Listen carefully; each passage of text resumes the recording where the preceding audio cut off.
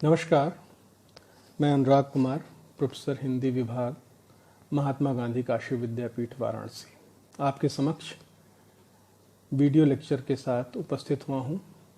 इस वीडियो व्याख्यान का शीर्षक है डीकंस्ट्रक्शन, जिसका हिंदी अनुवाद होगा विखंडन या विनिर्मितिवाद।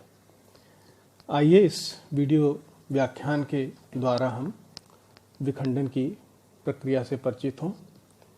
इस व्याख्यान में आप परिचित होंगे जाक देरिदा से, उनके पाठ संबंधी विचारों से, उनके द्वारा पोषित विखंडन के स्वरूप से, विखंडन की वैचारिकी से और विखंडन की प्रक्रिया से। देरिदा का जन्म सन 1903 में अल्जीरिया के एक यहूदी परिवार में हुआ था। उनका बचपन एकांत में बीता।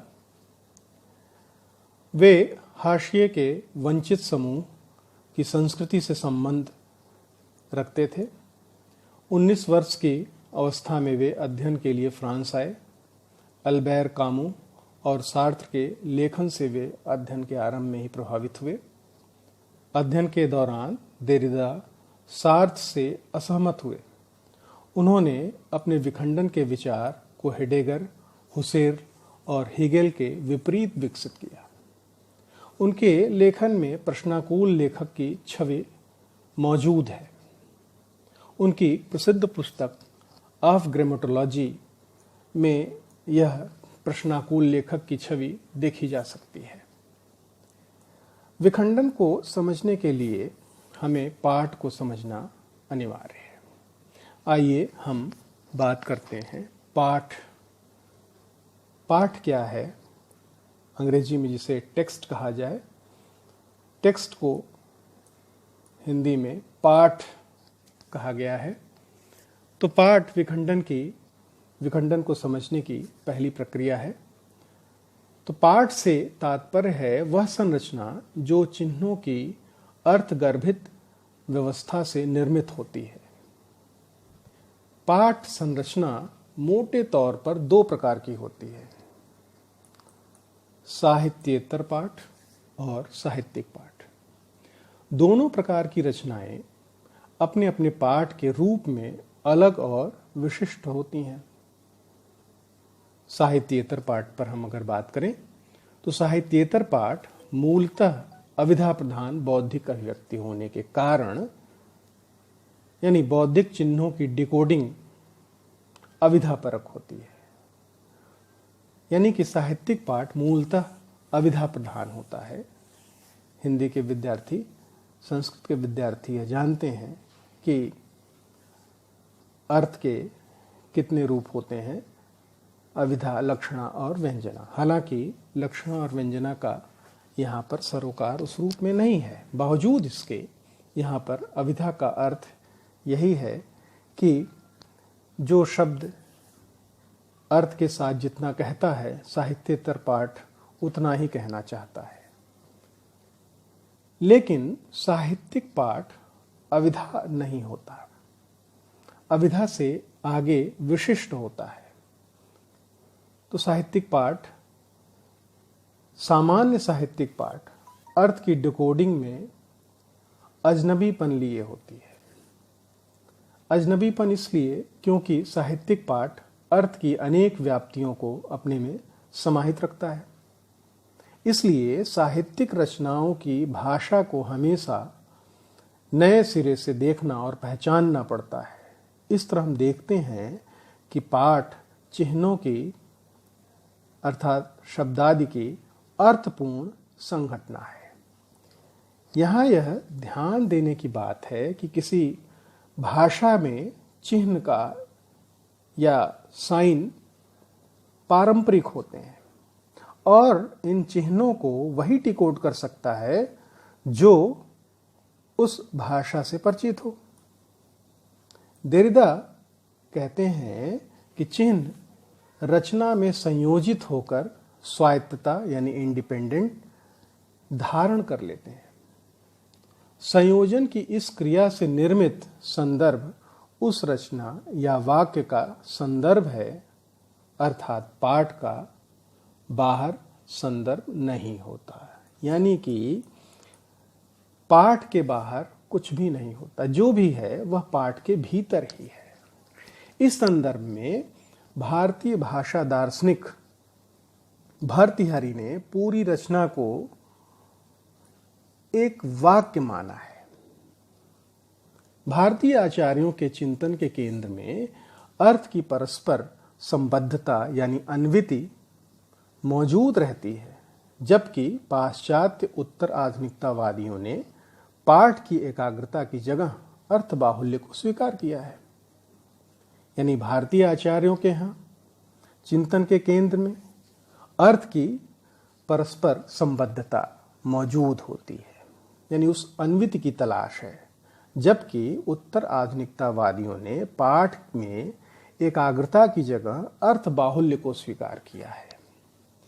तो देरिदा का मानना है कि बहुविधि सोचने समझने वाले पाठकों की समझ, उनकी क्षमता, उसकी सामाजिक, सांस्कृतिक और राजनैतिक पृष्ठभूमि अलग अलग होती है। अतः किसी भी पाठ के इन आधारों पर अलग अलग अर्थ होते हैं पाठ के। यानी अर्थ एक प्रोटोटाइप नहीं होता। हम कह सकते हैं कि पाठक अपने सांस्कृतिक और राजनैतिक पृष्ठभूमि के आधार पर अर्थ को समझने की क्षमता विकसित करता है।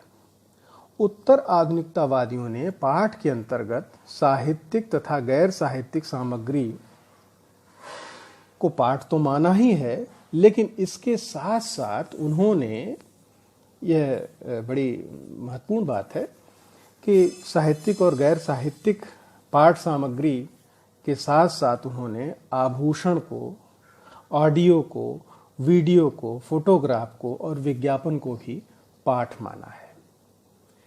अब हम इस व्याख्यान के विखंडन के 3 चरणों में पहुंचते हैं। विखंडन का स्वरूप। विखंडन डीकंस्ट्रक्शन का हिंदी अनुवाद है। यह पारिभाषिक पद नहीं है, यह निरंतर परिवर्तनशील प्रक्रिया है। इसे पाठ की नवीन पद्धति, आलोचना की नवीन दृष्टि और अर्थ मीमांसा की नवीन प्रक्रिया के रूप में देखा जाता है। जैक देरिदा ने विखंडन को इस रूप में नवीन अर्थ दिया है। उनके अनुसार विखंडन पाठ आधारित अवधारणा है। दूसरी बात वो कहते हैं कि भाषा में लिखा हुआ या रचा गया हर पाठ विखंडन होता है। और तीसरी बात वो कहते हैं कि विखंडन वह प्रक्रिया है जिसके द्वारा पाठ की गहराई में ऐसे अर्थों तक पहुंचा जा सकता है जो गौण बना दिए गए हैं। जैक देरिदा का मानना है कि भाषा किसी पाठ को पाठ का रूप, नियम के अनुरूप देती है। ये वे नियम होते हैं जिनका समाज में वर्चस्व होता है।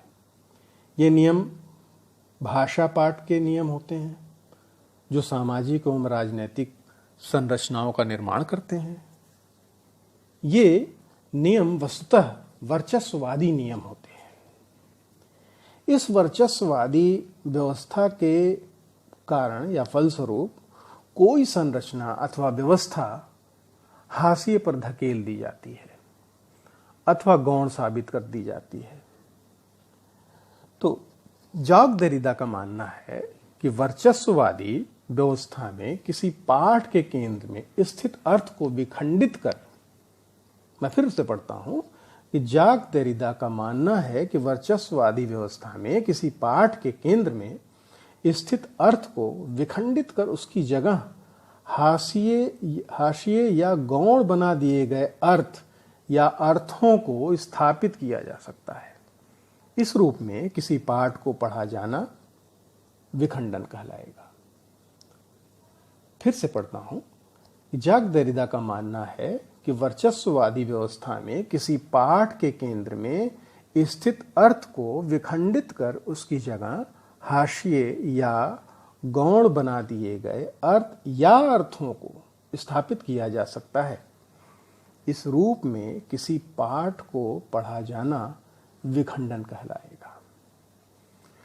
जाक देरिदा विखंडन की प्रक्रिया को बताते हुए आगे कहते हैं कि किसी भी पाठ में वर्चस्व और हाशिए का चिंतन भाषाई अर्थ में मौजूद होता है, जो वर्चस्व और गौण के रूप में दो रूपों में विभाजित होता है, आरंभ में अपने और फिर आगे वह विभाजन विकसित होता चला जाता है। जाक देरिदा के इस विखंडन के दो प्रमुख प्रेरक स्रोत रहे हैं। पहला, हम जैसा कि जानते हैं कि वे दार्शनिक हैं, तो दार्शनिक स्रोत जिसमें हम पाते हैं कि वे किससे प्रभावित हैं, तो वे पाश्चात्य दर्शन में Edmund Husserl, Soren Kierkegaard, Martin Heidegger और नीत्शे से बहुत शिद्दत से प्रभावित हैं। वहीं पर उनका जो विखंडन का जो दूसरा प्रेरक स्रोत है वह है भाषा शास्त्रीय स्रोत। भाषा शास्त्रीय स्रोत में वे भाषा वैज्ञानिक सास्युर से प्रभावित हैं, बहुत दूर तक प्रभावित हैं। यूँ कहें कि बहुत उनके विखंडन के विकास में सास्युर की वैचारिकी का बड़ा अवदान है। इसके अलावा वो रोला बार्थ, विटगेन्स्टीन, इन तीन भाषा शास्त्रीय विद्वानों से बहुत दूर तक प्रभावित हैं। देरिदा से पूर्व विखंडन के सूत्र मिलते हैं नीत्शे के यहाँ, हेडेगर के यहाँ, जैसा कि बात हुई अभी। तो देरिदा नीत्शे और हेडेगर के यहाँ जो विखंडन के सूत्र हैं उससे वे प्रभावित होते हैं, लेकिन एक रणनीतिकार के रूप में विखंडन का विकास तो देरिदा ने ही किया। उनके पूर्व साहित्य समीक्षा का अर्थ व्याख्या भर था, ऐसा देरिदा का मानना है। देरिदा ने समीक्षा के संदर्भ में कहा कि जो समीक्षा अब तक पढ़ी जा रही थी या पढ़ी जा रही है वह मिथ्या है, ऐसा देरिदा का मानना है, और उसमें गंभीर संकट मौजूद हैं। इसके साथ साथ वह यह भी कहता है कि समीक्षा के आरंभ में ही संकट मौजूद है। देरिदा के इस कथन के संदर्भ में क्रिस्टोफर नॉरिस के विचार को देखा जा सकता है।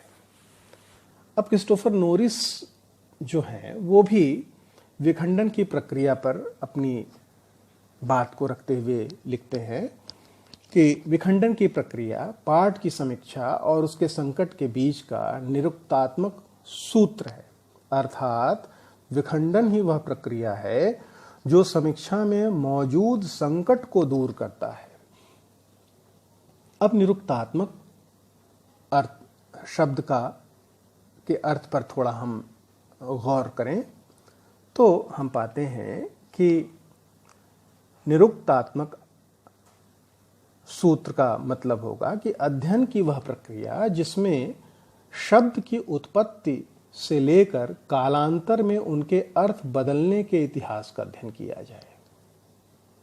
तो यहां पर एक जो सूत्र मिलता है वह यह मिलता है कि आद्य लेखन तक पहुंचा जाए, ऐसा विखंडन का मानना है। देरिदा का मानना है कि पश्चिमी दर्शन में जो विचार हैं वह साम्राज्यवादी जकड़बंदी से भरे हुए हैं, ऐसा देरिदा लिखते हैं। इसे देरिदा विखंडित करते हैं और बताते हैं कि वह एक वाक केंद्रित यानी लोगोसेंट्रिक विचार है। लांग और पेरोल की बात हम करते हैं भाषा अध्ययन के परिप्रेक्ष्य में, तो वह एक वाक केंद्रित, जिसे पश्चिमी दर्शन पर जो टिप्पणी है देरिदा की, वो साम्राज्यवादी जकड़बंदी से भरे हुए हैं और वह एक वाक केंद्रित लोगोसेंट्रिक विचार है। देरिदा का विखंडन शब्दार्थ के अनिश्चित और निषेध भाव को बार बार उद्घाटित करता है, इसलिए विखंडन की कोई एक निश्चित परिभाषा या अर्थ नहीं हो सकता। देरिदा विखंडन के लिए भेद अर्थात डिफरेंस और स्थगन अर्थात डिफरेंस की लगातार रणनीति बनाते हैं, जहां तक मैं समझ पाया हूं। इस प्रक्रिया में वे हर पाठ को संदेह से देखते हैं, क्योंकि उनका मानना है कि अर्थ हमेशा फिसलता रहता है। देरिदा का मानना है कि पश्चिम के सभी पाठ पितृसत्ता के वर्चस्ववादी अर्थों से पुष्ट हैं। वहां नस्ल भेद के रूप में गोरे और गैर गोरे का पाठ सभ्य और असभ्य का पाठ बन जाता है। देरिदा किसी पाठ में मौजूद अर्थों को मात्र पाठ परक यथार्थ मानते हैं, अर्थात वे पाठ के भीतर मौजूद अभिप्राय को देखने के हिमायती हैं।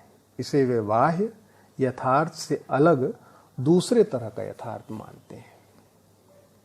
यानी कि देरिदा के यहां पाठ के बाहर पाठ का कुछ भी नहीं है। पाठ का यथार्थ अलग है और बाह्य यथार्थ अलग है। ये दोनों को मिलाने के पक्षधर नहीं है।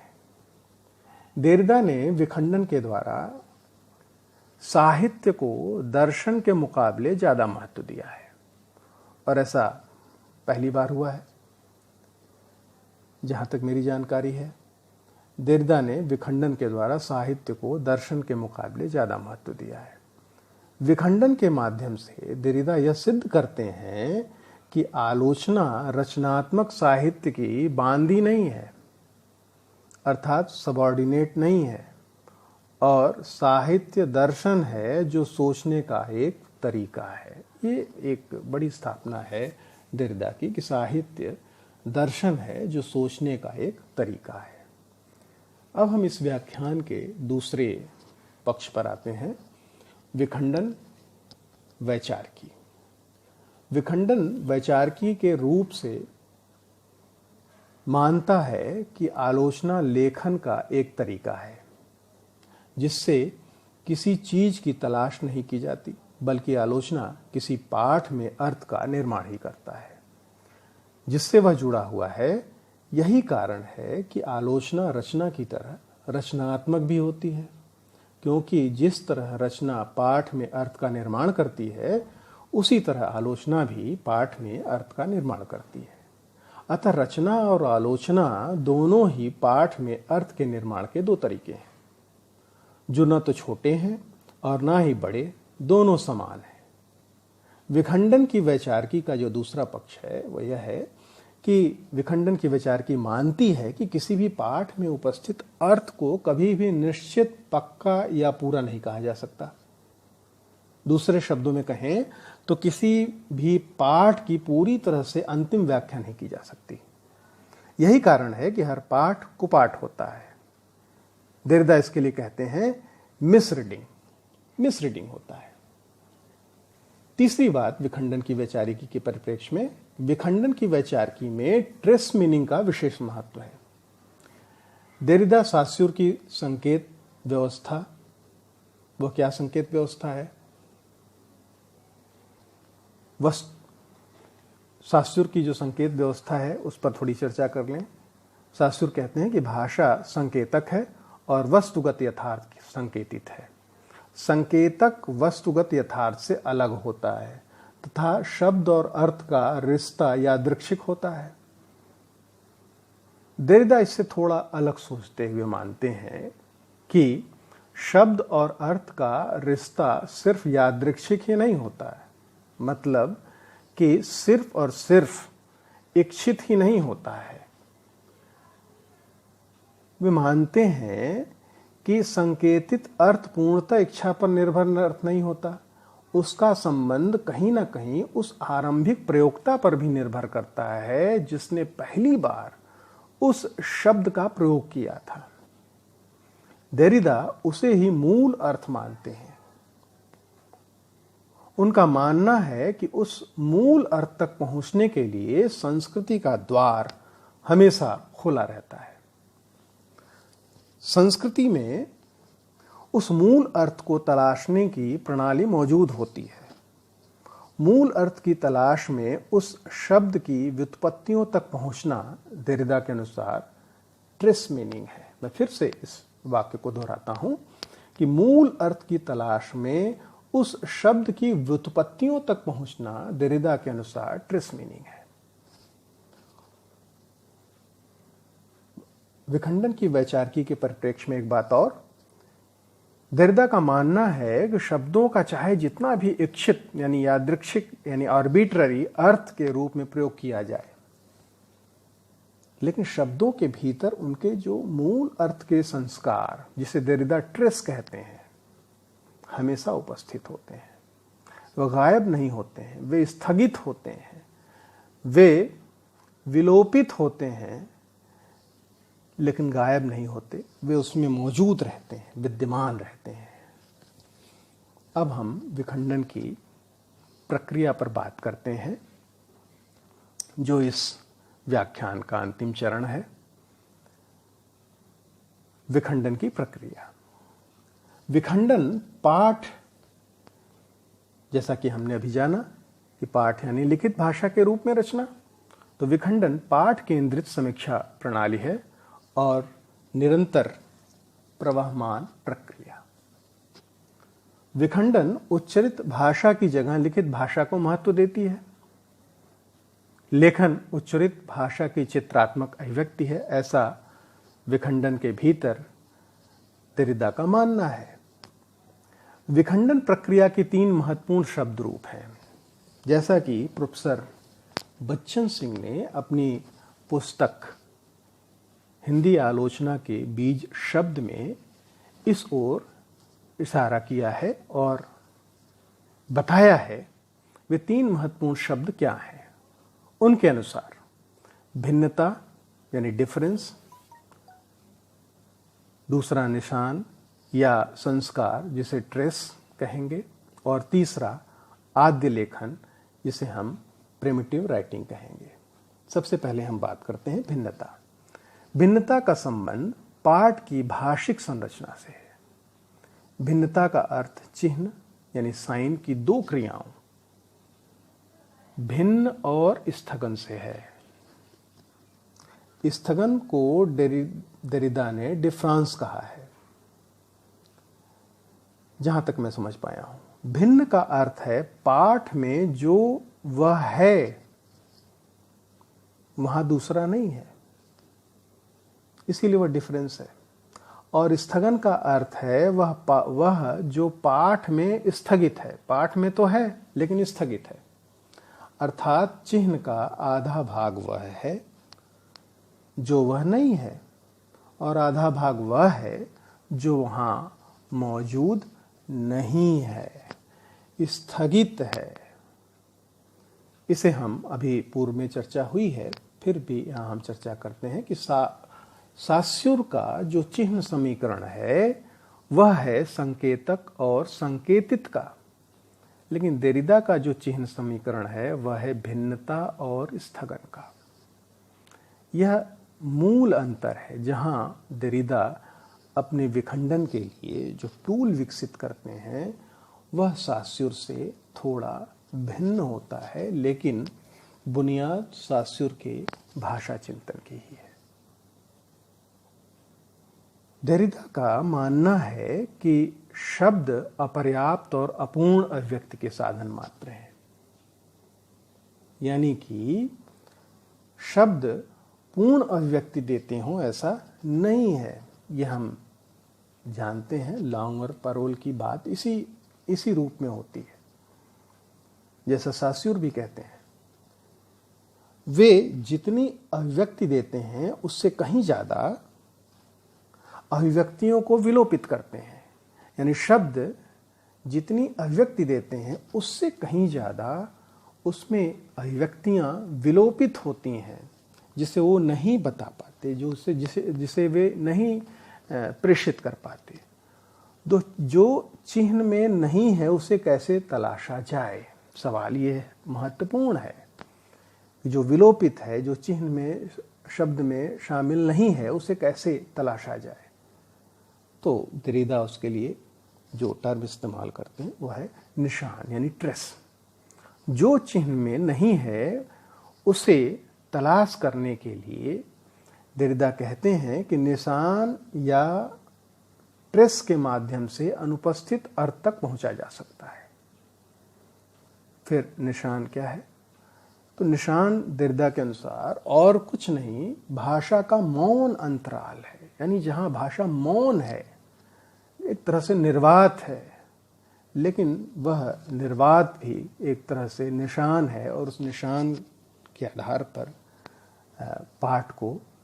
पाठ के अर्थ को तलाशना अनिवार्य है। तीसरा जो बिंदु है आद्य लेखन, तो निशान और कुछ भी नहीं, भाषा का वह मौन अंतराल है, उसी के आधार पर मूल अर्थ तक पहुंचा जा सकता है।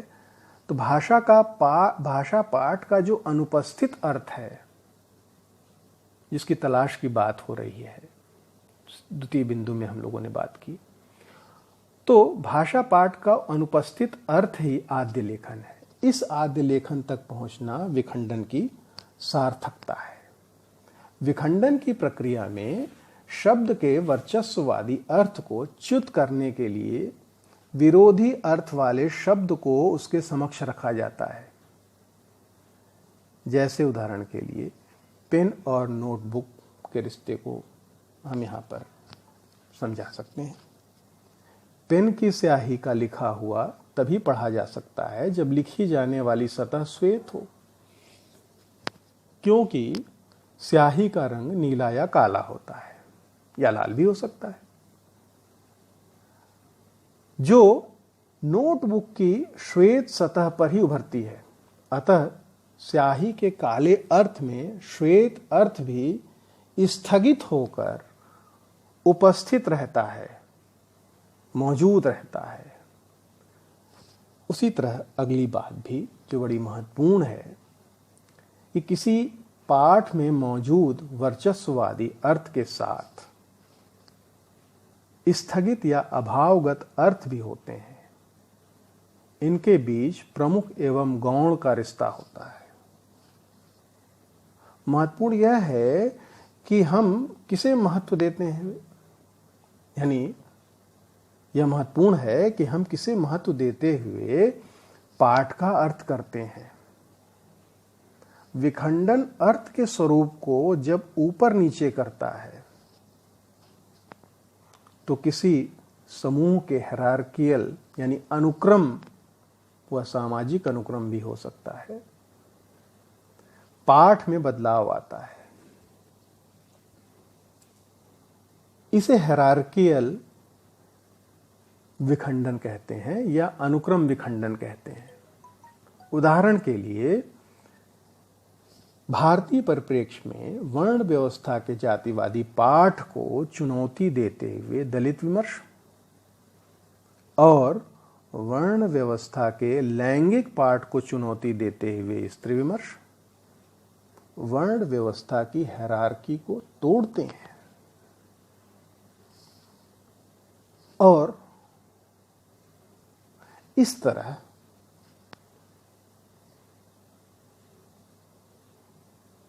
हम देखते हैं कि विखंडन की पूरी प्रक्रिया समाप्त होती है। इस क्रम में मैं अपनी बात को यहीं समाप्त करता हूं और इस व्याख्यान के लिए जो सामग्री एकत्र की गई उस सामग्री को मैंने प्रोफेसर बच्चन सिंह की पुस्तक हिंदी आलोचना के बीज शब्द से आधार रूप में लिया है। मैं उनका शुक्रगुजार हूं। धन्यवाद। इसके साथ साथ मैं आप सबका भी शुक्रगुजार हूं कि आपने मुझे धैर्य से सुना। धन्यवाद।